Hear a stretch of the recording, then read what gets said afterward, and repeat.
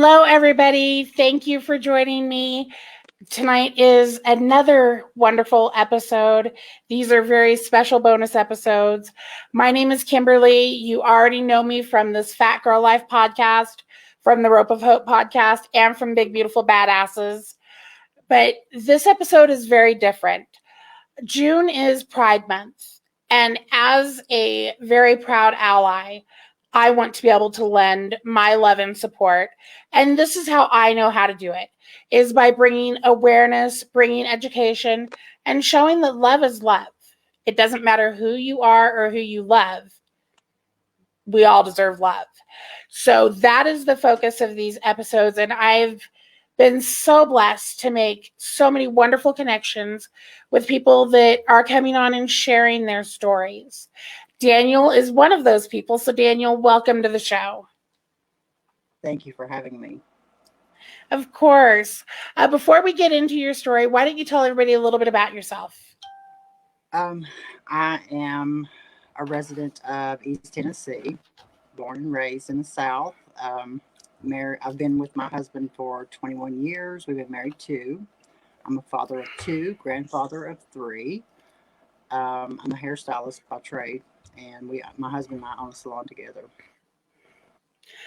Okay, so I am talking to a hairstylist with these nasty gray roots showing. I'm not judging. That you should have warned me of. Because it's bad up in here. And you commented that you're a grandparent. Well, you commented you're a grandparent. Isn't grandparent life the best? It's the best. Yes, I love it. It's so much better than being a parent. I love being a mom. Mm-hmm. But I love spoiling my grandbaby rotten. Me too. Yes. Every opportunity. Yes. My youngest is 7 months, so he is so much fun right now. Mine turns 1 at the end of this month. Oh, that's such a fun age. It is. Oh, I love me some Kai time. But we're getting off topic. So you said that you've been with your partner for 21 years, but you've only been married for 2? Yes. What can I ask why we waited only 2 years? Or we've been a couple, lived together for 21 years. I intentionally waited until both my children were grown before we did anything public because of the area that we live in. Most of our close friends and family knew that we were together, all those years. But we decided one of the biggest factors was the kids. I didn't want them to have problems in school. Um, but we waited. We realized we were getting older too, and we needed that protection of marriage for medical reasons, things like that. Um, so we kind of we eloped and had like this public coming out on Facebook when our photographer friends shared the photos from our wedding day and stuff. So it was mostly to protect the kids that we waited that long. okay. And obviously you were together, you were out. How long have you been out, can I ask? Been out to like my parents for the whole time, like the whole 21 years. Okay. Publicly coming out was just 2 years ago. And so what was that like? Was that scary? Was it? It was, I was sick to my stomach. When my friend Josh, the photographer, that we waited for him to post the pictures on his Facebook page and then shared them. And my husband and I can still remember the feeling of not knowing what was going to happen because we have a business here in town. And that was one of the scary parts because my kids at that point were grown and married. And then we kind of had to worry, what's this going to do to our business? But one of the big deciding factors for me, and I had to convince him of it, was letting other kids in our community know that may be part of the LGBTQ plus community. Look at this. We're living our best lives and we're want to be an example for the younger generation. But it was nerve wracking, and it came out to lots of love. We were overwhelmed with the love. I lost a few clients, gained twice as many more. So it was a win-win situation. I I was actually just getting ready to ask, and you already answered it. Of what was the response? Yeah, it was overwhelming love. Um, Much better than I ever anticipated. So I was pleasantly surprised. But I was I prepared. We love were prepared for work too. so we kind of discussed this a little bit before the episode. The way that I actually met you is through a group that you have created or helped create, and I came across it on TikTok first. That is this safe space for people who have lost family or friends or just feel completely isolated for living their true lives as who they are. Is that part of why you created it? That group came about from a video that I did on TikTok, offering to be a stand-in dad at a wedding for LGBTQ plus couples. Um, there was such a huge response from that video of people wanting to do the same thing, and so I kept getting encouraged by um, commenters and followers on TikTok to create something. I really didn't want to do Facebook because I had at that point had kind of left Facebook, but it seemed to be the only viable option for security reasons and having a platform suitable for people to join in. So, and I got the idea from Free Mom Hugs founder Sarah Cunningham. She does that and started that a few years ago. And I was like, well, I want to do that as a dad because she does it as a mom. And that's just kind of how the Stand In Family group began, was from a video I did on TikTok. I love that. I absolutely love that. And I'm so blessed to be a part of that group. And like I said, I've met so many amazing people honestly through that group. I mean, I already Mm-hmm. had my own connections to the community, but I've met so many more amazing people because of that group. Yeah. What has been probably the hardest part of maintaining that group and still maintaining your own sanity? Because trying to manage stuff is hard enough. What an excellent question. Within the first month, I looked for a delete button on that group because it was so overwhelming. And it's inevitable that once you get so many different personalities together, there's going to be clashes, there's going to be problems. And so we had just different things, just maintaining, keeping everybody on task. The reason the group was created was to make connections. It wasn't asking for money for their rent, it wasn't a dating site. And people just kind of take advantage of the situation sometimes, and they're human. So um, that was the hardest part, was just keeping the group on task. I still have issues with all the posts that get shared because I feel like it fills up the feed. People posting memes, which is fine, as long as they're relevant to the group. um, I feel like that interferes with the purpose of the group. But I was told I was a little overbearing at first, but it was important to me to keep it centered on and focused on the task at hand, and that was making connections for people who needed someone and those that were looking to support someone. So, what has been the best thing that has come from creating this space? The best thing, when I hear stories such as yours, when people tell me that they have made connections, um, I have had group members reach out to me and thank me for creating the group, that they have found a stand in mom that they talk to daily, something that they hadn't had probably maybe ever in their life. Um, Other allies have thanked me because they have found additions to their family that they're so thankful for. Um, I have a local young lady here in town was telling me that she'd made friends on there, um, that she hadn't had before. So just the stories that are coming from it.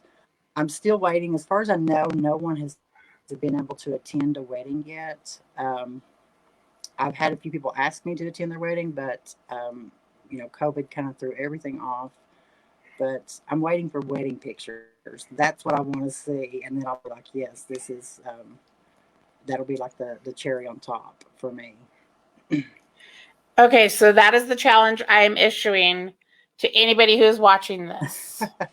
Wedding pictures. Yes, We want wedding yes. pictures. I'm waiting for someone to, yeah, to stand in at a wedding as a family member, and I want to see pictures of it. I'm excited to do that, and I'm hoping that it happens in the future. Well, I I love it. I want to reiterate to anybody who's watching this who is not part of that group already, if you need a stand-in family member, mom, aunt, sister, just a friend, feel free to message me. I am here for you. I love you, and you deserve all the love in the world.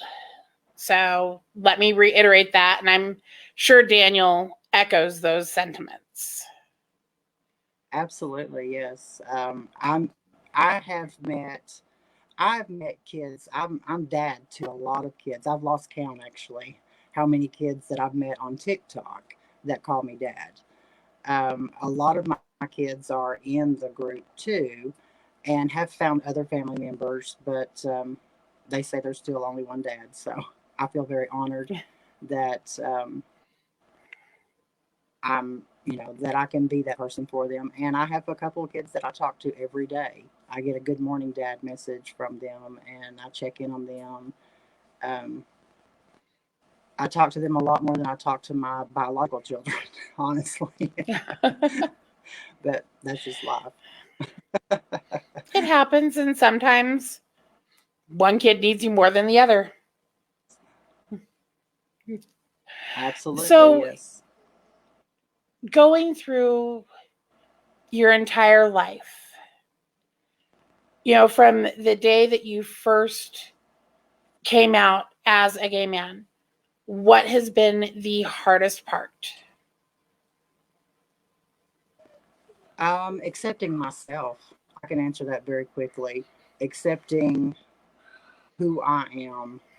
I was raised Southern Baptist, so there was a lot of religious trauma that I had to sift through, even as a young child in church, knowing that I felt this way and hearing the message in church was very conflicting for me.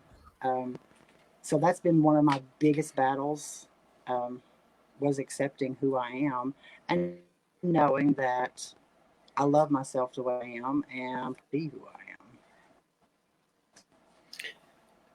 So, same question, except what has been the best part? Mm-hmm. The best story often, and I don't want to sound like a brag, but I never came out to my parents. Um, I just showed up with my now husband and like, this is Donnie. And there was never any issues because I knew my parents well enough. I didn't. I knew there was be an issue, going to be an issue, and I guess that's the most. That's the one thing that I'm the most thankful for. But it was the easiest part too because I know so many people in our community struggle with parents' acceptance, And I don't know how I got so lucky, but I have wonderful parents that I never questioned their love for me or their acceptance of me.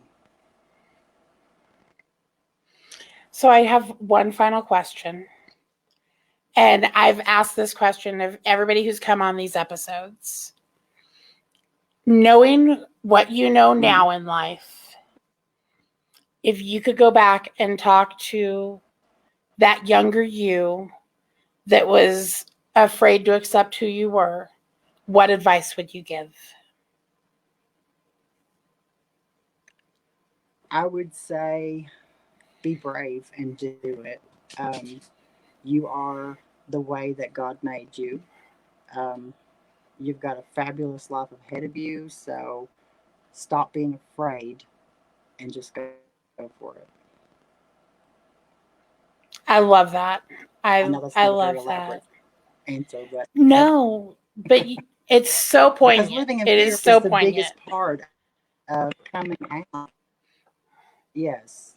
I mean, the fear is a lot of the younger people that I talk to, that's what they're living in fear. And I just remember feeling that way, not because of my parents. I was afraid of society, of the area where I lived, um, and the repercussions of, like I said, my kids, and when I was younger, my parents and my family. Um, so just it breaks my heart to know that so many kids are living just in fear of being themselves. Well, I definitely think, having people out there like you that are creating safe spaces and are opening your heart, your arms, just everything is a blessing. I think it's an amazing thing of what you do. Daniel, I'm so blessed to have made this connection with you. I think you're just an amazing person. And I'm so honored that you came on my show tonight. Oh, thank you. Of course. You The honor guys, is mine, honestly. oh, well, I'm, yeah, I'm gonna ugly cry here in a little bit, so I need to, I need to dry up because I ugly cry easily. You guys remember the uh, reason that I'm doing these Same here. I get episodes? emotional. I love that I'm not the only one. You guys, the reason I'm doing these episodes, like I said earlier, love is love. It does not matter who you choose to love. It doesn't matter whether you're a man, a woman. It just doesn't matter. We all have the right to love and to be loved. We all deserve it. And that is why I'm doing these episodes, because everybody needs to remember that. I love every single one of you. My camera's messed up. I love every single one of you. I am here for all of you. I'm blessed to make these connections, and I'm blessed to be able to do these episodes. I have 2 more episodes tomorrow that are bonus episodes, as well as regular podcast episodes. Y'all are going to see a lot of me tomorrow. But if you are in any way, touched by any of these episodes that I've done, if you want to see me continue to be able to do episodes to promote equality, to promote love, to promote all of this, I mean, this is going to become one big movement in my life, I think, of promoting, equality for all. So if you want to see that continue, definitely please consider being a listener supporter. Go to buymeacoffee.com/this fat girl life. As a listener sponsor, you will have access to special sponsor content. You will have access to bonus episodes before anybody else does. You'll know what's coming up. You'll know the guest list. You'll know all of it. And you'll have a say in some of what I do because I'll begin to you for feedback. So definitely consider buying me a coffee. Keep me caffeinated because that's the only way I function. Y'all know me. I drink coffee daily. It's how I live. You guys, thank you so much for being here. Daniel, thank you again. I'm so blessed to have you on the show, and I'm so glad you were here. I hope you guys have a great Thank you. I night. appreciate it.